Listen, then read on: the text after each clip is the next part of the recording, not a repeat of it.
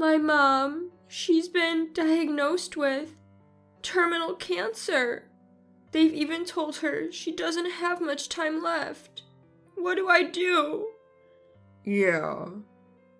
As I choked back tears while sharing the news about my mom, my husband hardly looked up from his mobile phone, just offering a casual reply.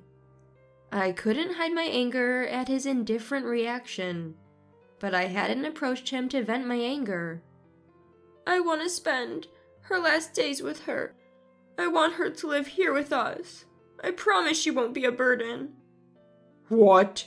No way. If we're around someone close to death, they might drain our energy too, haha. "Why doesn't she just spend her last days in a hospital? They have plenty of dying people there for her to be with, haha." Well, I guess if she stays in the attic, I might let it slide. The two of them laughed while rejecting the idea of my terminally ill mother moving in. Despite knowing she didn't have much time left, they didn't want to help, not even a bit. Half a year had passed since that day when my mother passed away. I was drowning in sorrow. A void had opened in my heart, and I was numb to the world.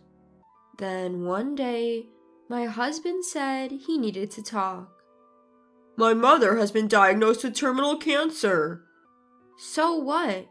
You were the ones who abandoned my mom when she needed us. Now let them taste the same pain. I'm a 30-year-old housewife. I became one shortly after marrying my current husband, and it's been 2 years since then. Originally, I was working and wanted to continue even after marriage. However, since my husband wanted kids and earned a good salary at a big company, it was decided I would be a housewife. I kept the house perfectly and was trying for a baby. I redirected my work enthusiasm into managing our home and was leading a somewhat fulfilling life. But there was something that bothered me. My mother-in-law, who often visited. "Hello? Oh, you haven't done your laundry yet?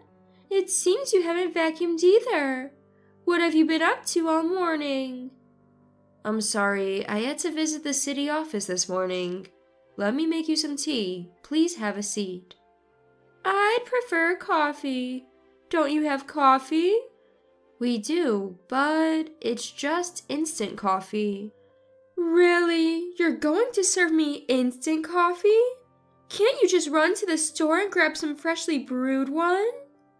Without any prior notice, she would just show up, criticize my housekeeping, and even have me run errands. I often wondered if she was naturally bossy or if she was just out to get me. I was constantly stressed by my mother-in-law's presence. Being a homemaker meant I was often at home, so naturally I bumped into her frequently. I couldn't avoid her due to work commitments, and it was quite distressing. Living nearby meant she could pop in anytime she wanted, and I always had to be on guard. I had to ensure everything was perfect, so she wouldn't have any complaints, which was mentally exhausting. The thought of living this way forever was stressful on its own. Then one day, as usual, my mother-in-law came over in the morning. She followed me around as I did my chores, finding fault in everything. Apologizing, I redid the chores as she instructed, hoping she would leave soon. Just then, my cell phone rang. I thought it was perfect timing to escape her criticism and answered immediately. "Hello?" Hello? Come to Tufts Medical Center immediately. Your mother's been urgently admitted. I was at a loss for words. At first, I thought it might be a prank call, but the voice on the other end was clearly an adult's. As I stumbled for words, they informed me my mom had collapsed at work and was rushed to the hospital.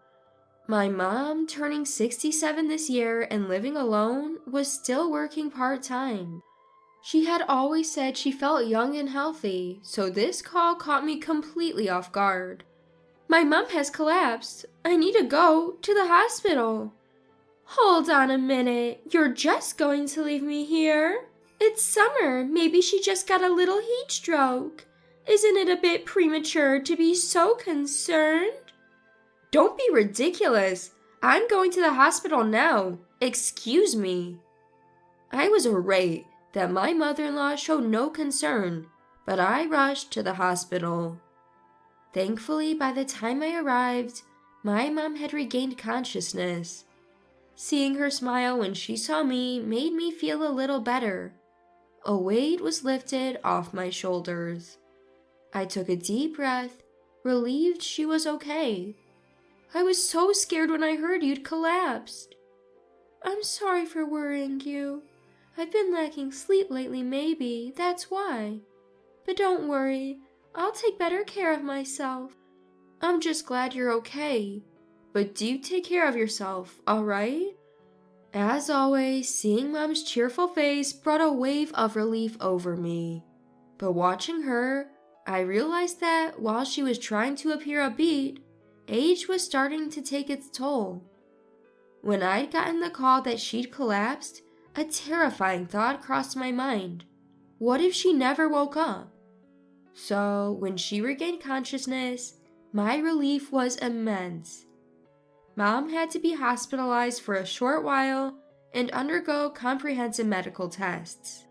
I've been so preoccupied with work and hadn't been too vigilant about her health. This was a wake-up call. I needed to be there for her. A week after the tests, during one of my visits, Mom dropped a bombshell. They finished all the tests, and they found cancer. What? It's advanced. They don't think I have more than a year. I might stay here for a bit, but if there's no chance of recovery, I think I'd rather skip the painful treatments and spend my days at home. Mom said this in her usual manner, but I was at a loss for words. I struggled to hold back tears, unable to speak, but I thought there's still time, and I decided to focus on making the most of our remaining days together. That evening, oh, mother-in-law, you're still here. Is that a problem? Well, I have something to say. I just came back from the hospital. They found advanced cancer in Mom. They think she might not have more than a year left. My voice trailed off. I felt crushed. My breathing became erratic, bordering on hyperventilation. And yet, my husband seemed engrossed in his mobile phone, oblivious.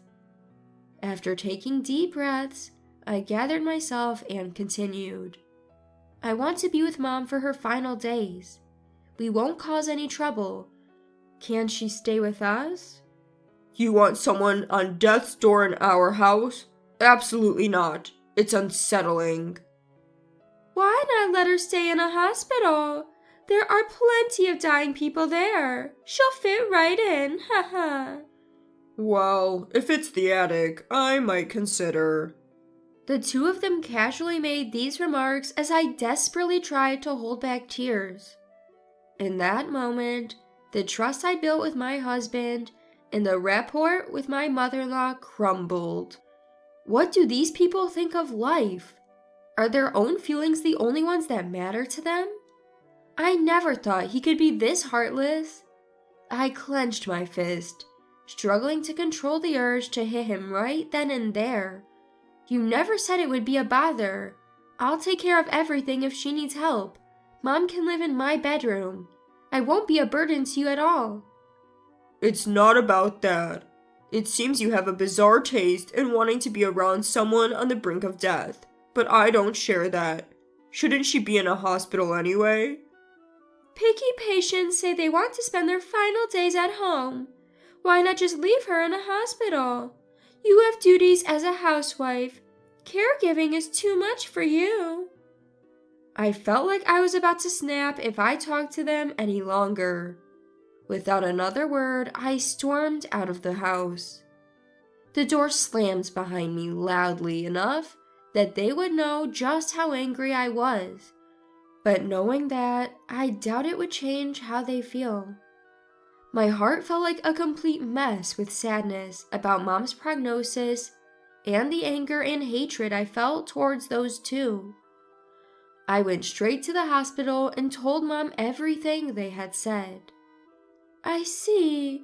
I'm sorry for putting you through that. Well, they sound irresponsible, but I do have some savings and will get a pension, so I won't burden you financially. I'd be happy if you visited me once a week. I won't come just once a week. I'll be there every day. When I said that, Mom gave me a warm smile. I really wanted to leave that house and live with Mom, but as a housewife, I had no means of making money. Even with Mom's savings and pension, it wouldn't be enough for the both of us. If I were to live with Mom, getting a job was the bare minimum, but there was a reason I couldn't. I had missed my period for a month. Before we found out about Mom's terminal illness, I had been intimate with my husband. I might have gotten pregnant during that time. I think I might be pregnant.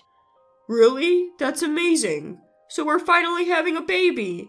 This means I'm going to be a father. I'm so happy.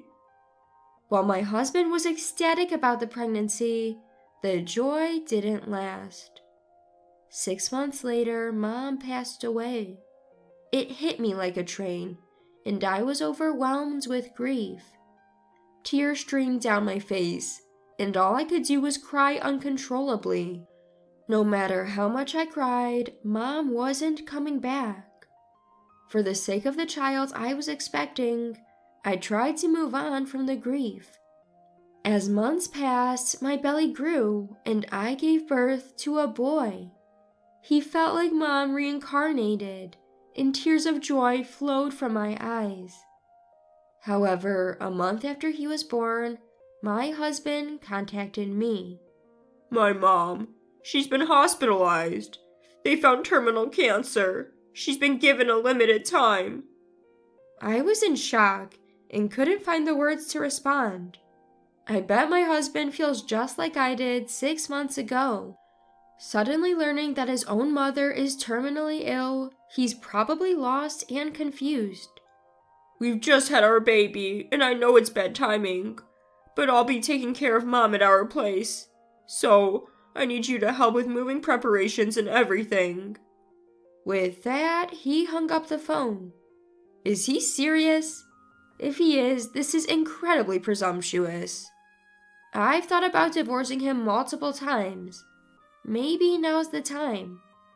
I prepared the divorce papers, placed them on the table, packed my stuff, and left the house. I planned to stay at a relative's place for the time being, but that night my husband called. Hey, what's the deal with these divorce papers? What do you mean, what's the deal? I'm divorcing you. Are you kidding? My mom is going through such a tough time. Stop with the nonsense. Did he forget what he said to me? He doesn't seem to remember what he said when my own mom was terminally ill.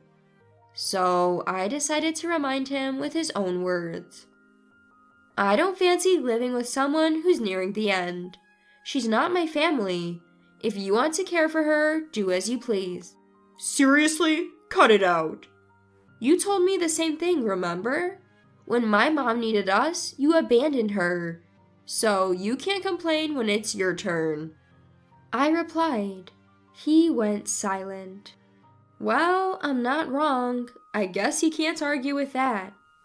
But I can't deal with you just acting on your own. Come home and let's talk. If I hire a detective, I know where you are in no time. So don't even think about running away. I hadn't expected him to go this far. Knowing him, he might actually do it. I was scared of him stalking me, and also concerned for our child. So I decided to return home. The moment I stepped inside and met my mother-in-law's gaze, she turned beet red and started yelling. How dare you! What do you think you're doing, leaving like that? You devil! I just thought it's quite normal not to want to live with someone who's nearing the end. You felt the same way, remember?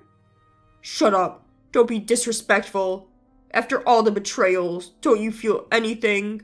I've never relied on your mother, but think of how much you owe me and my son. After considering that, isn't it natural to provide care? Did all the time she tormented me count as owing her? The one who took advantage of me was my husband, not the other way around. It angered me that they couldn't even understand such a simple fact. But I hadn't come back to this house just to be insulted by these two. Well, whatever. There are only two reasons I'm here today. First, just like you didn't help me, I won't be helping you. And second, I'll be seeking compensation for the affair. What? Excuse me, affair? When I talked about wanting to live with my mom, you were glued to your phone, right? I caught a glimpse of your screen then, saw lots of heart emojis and wondered. I didn't check right away because I was mentally drained at the time. My husband looked stunned, his mouth agape, clearly not expecting to be confronted about his affair. Mother-in-law glared at him for cheating, and the atmosphere in the room immediately turned tense. Seeing that expression on their faces felt so satisfying. Inside I thought, serves you right. Why would I help someone who's betrayed me like that? If you won't grant me a divorce, I'm okay taking it to court. And I'll make sure you pay the compensation and child support. You won't see our son again. I won't ever show my face around you two again. The two of them were in shock. They'd been so happy when our child was born, probably considering him just as precious, if not more so, as themselves. But I can't let my beloved son be around someone who cheats and disregards human life. I'm sorry about the affair, but how are you planning to live on your own? The compensation won't come immediately. I don't need it right away. I have my mom's life insurance money, which is enough for now. I'm not stupid enough to divorce without a plan. It seems like he was trying to use my potential financial struggles against me at the last minute, but he was sorely mistaken. Considering the affair and our son's age, I'm almost certain I'd get custody. Once we're divorced, I won't have to care for my mother-in-law anymore. I'll finally be free from them. A deep-seated hatred had been lifted from my heart, and I felt truly refreshed. After laying everything out, I left the house. I later consulted a lawyer about the compensation and child support, and successfully filed for divorce. But half a year later, my ex-husband somehow found out where my relatives lived and came visiting. Why are you acting like a stalker? It's creepy. Please, I'm begging you. It's been a month since you left, and the strain of caring for her is killing me. I miss our son. The stress is causing me to make mistakes at work, and I'm struggling financially. Please, I'm truly sorry. Help me. Only a month had passed since then, but my husband looked like he'd aged a decade. I could instantly see he was under immense stress. But just because he's stressed, did he think I would let my guard down? There was a rule when we divorced, remember? You promised not to come near us. If you can't even keep that promise, I'll call the cops. Cops? Just stay out of our lives. With that, I slammed the front door shut. The mere mention of the police frightened my ex-husband. He went away obediently and never approached us again. Yet, thinking it was enough just not to meet face to face, he kept trying to contact me. It was so annoying that I deleted his contacts and explained our divorce story to mutual friends. After that, he stopped trying to reach out via friends, and it seems most of our acquaintances cut ties with him. He was already living under heavy stress from caregiving and paying child support and compensation to me. This only added to his burden, pushing him to a breaking point mentally. He made a significant mistake at work, got demoted, and his salary was considerably reduced. but his payments to me remained unchanged. He tried his best, cutting back on his living expenses. After coming back from work, he took care of his mother, did his cooking and chores, and by the time he was finished, it was already midnight with work waiting the next morning. My ex-husband led a life with absolutely no breaks, losing weight rapidly. It seems he deeply regrets what he did to me. On the other hand, my beloved son and I rented a new place and started our second life. For my mother watching over us from heaven, I intend to lead a joyous life with my son. That's the best way I can honor her memory.